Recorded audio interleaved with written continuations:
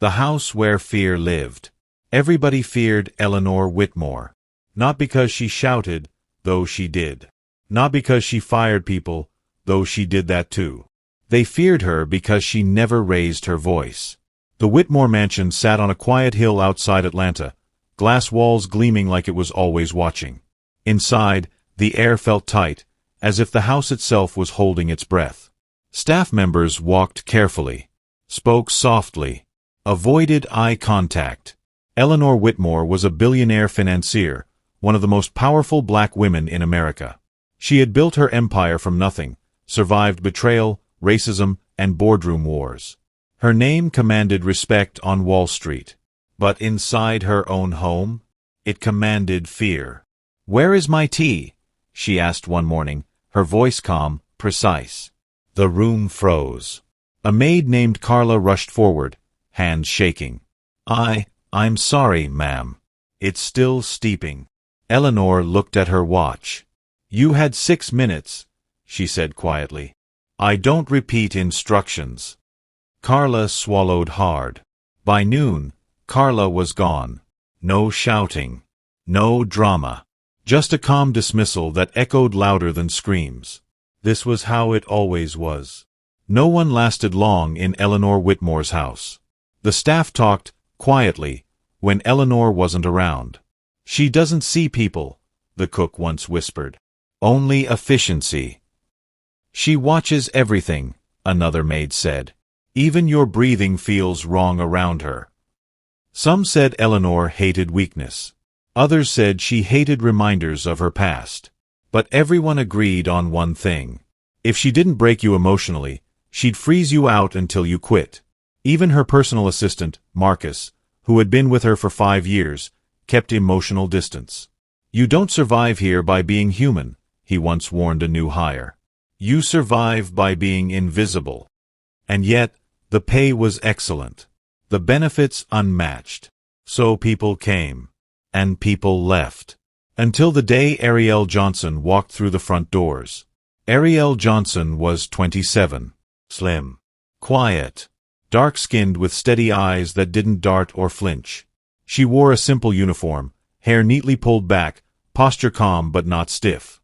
The head housekeeper glanced at her paperwork and frowned slightly. "You've worked in shelters?" "Yes, ma'am," Ariel replied. "And hospice care?" "Yes." The woman hesitated. "This house is demanding." Ariel nodded. "So was my life." That was all she said. When Eleanor Whitmore entered the room later that day, her gaze landed on Ariel immediately. New people always stood out. "Who are you?" Eleanor asked. "Ariel Johnson, ma'am. New house staff." Eleanor studied her. Ariel did not lower her eyes. She also did not stare. She simply stood, present. Interesting, Eleanor thought. "Follow instructions precisely," Eleanor said. "Mistakes aren't tolerated here." "Yes, ma'am," Ariel replied calmly. No fear in her voice. That was the first difference. Eleanor tested people without announcing it. That afternoon, she deliberately left muddy shoes by the door. Most staff would clean them immediately. Ariel didn't. She waited. When Eleanor noticed, her eyes narrowed. "Why are my shoes still there?" Ariel met her gaze respectfully. "You were on a call when you came in. I didn't want to interrupt your process." Silence filled the room. That answer was unexpected. "You're paid to anticipate," Eleanor said sharply. "Yes," Ariel replied. "But not to erase your autonomy." The air shifted. Marcus held his breath. No one had ever spoken to Eleanor like that. Eleanor's lips tightened. "Be careful." "I am," Ariel said softly. "Every day." She cleaned the shoes. Perfectly. And walked away without apology. By the end of the week, everyone noticed. Eleanor hadn't fired the new maid. "She talks back," someone whispered. "No," Marcus corrected quietly. "She speaks, grounded." Eleanor watched Ariel closely now. How she moved. How she listened. How she never rushed, but never wasted time. When Eleanor criticized, Ariel adjusted. When Eleanor was unfair, Ariel remained respectful, but steady. No tears. No shrinking. No silent resentment. It unsettled Eleanor more than rebellion ever could. Because Ariel didn't seem afraid. And Eleanor had built her world on fear.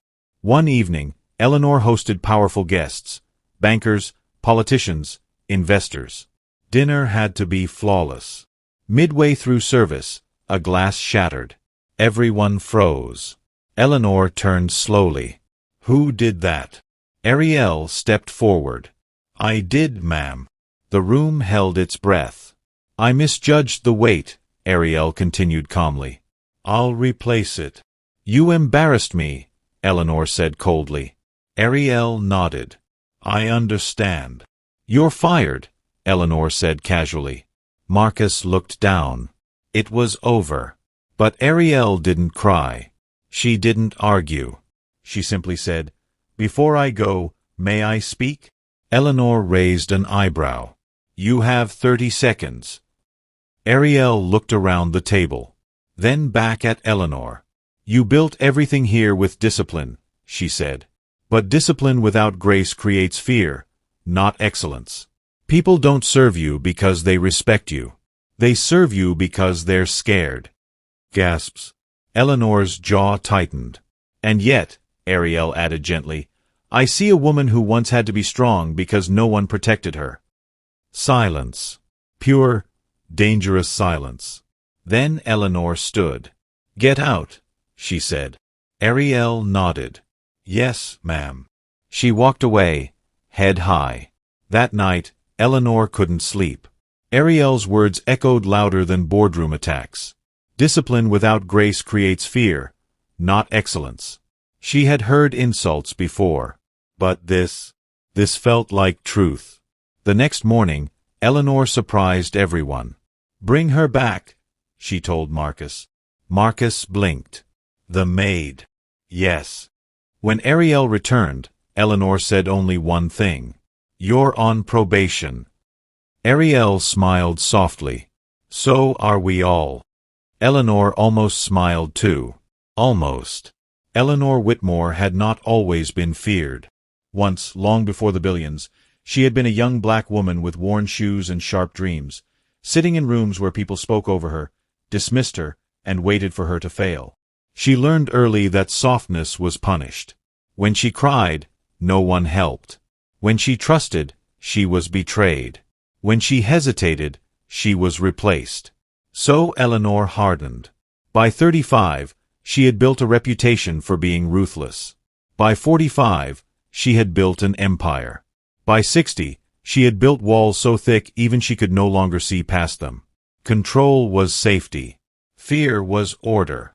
That was what she told herself. But Ariel's presence disturbed something Eleanor had buried. Because Ariel did not flinch the way Eleanor once had.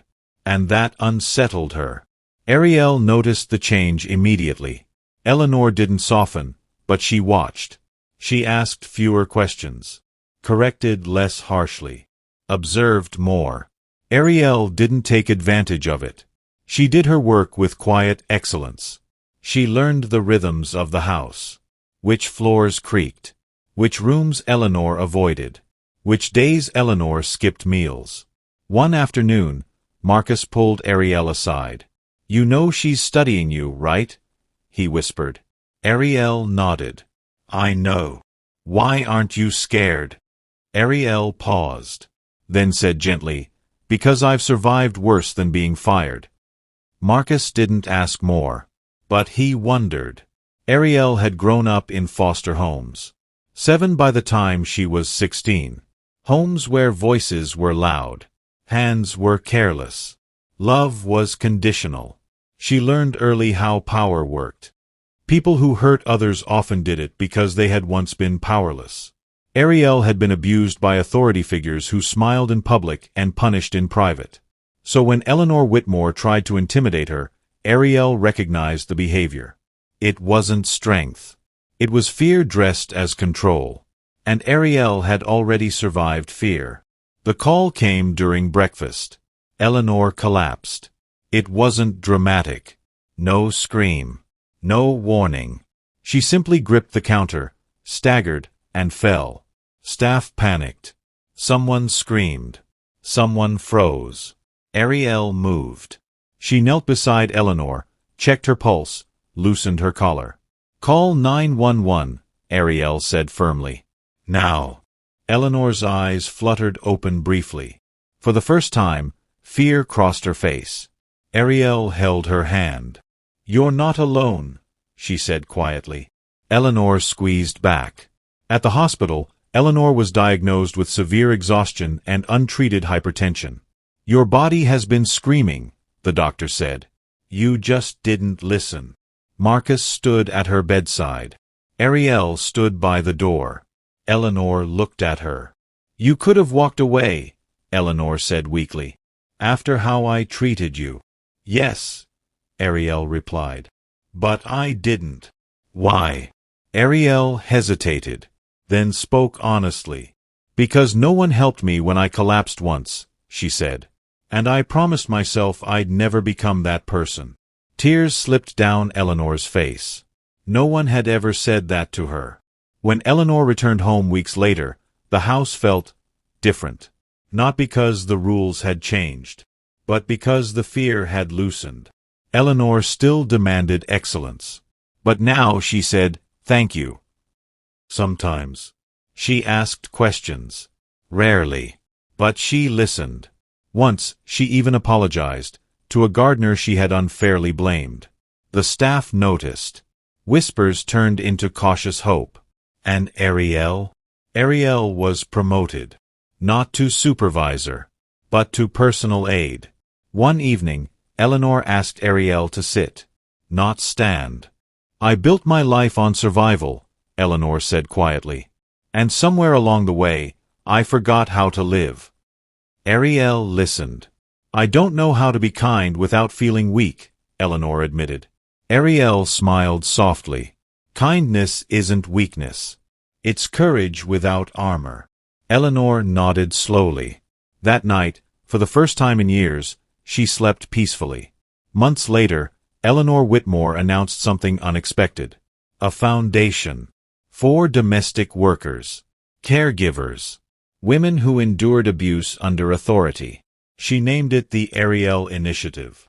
When reporters asked why, Eleanor said, "Because the strongest people are not those who terrify others, but those who stand steady in the face of power." Ariel watched from the back of the room. She didn't smile for the cameras. She didn't need to.